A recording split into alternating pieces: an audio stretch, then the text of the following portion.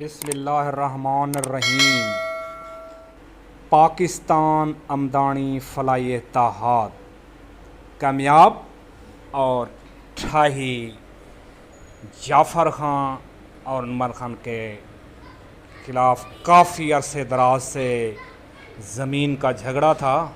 अब वो 13 साल बाद लिमटा दिया गया।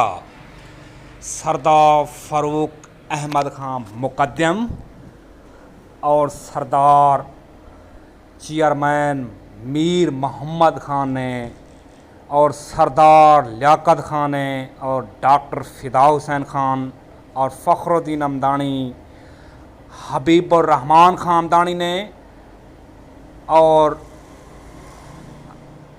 अली रज़ा ख़ान ने और जनाब महबूब अमदानी ने और जनाब काफ़ी अहलकार अमदानी फ़लाई इत्तेहाद के शामिल थे, ख़ास तौर आरिफ रज़ा अमदानी।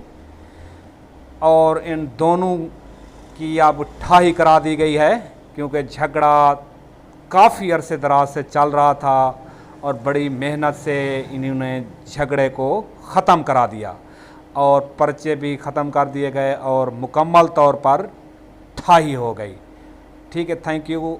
इस चैनल को सब्सक्राइब लाजमी करना है हमारे चैनल को और बटन पर भी दबाना है। ओके, थैंक यू, शुक्रिया।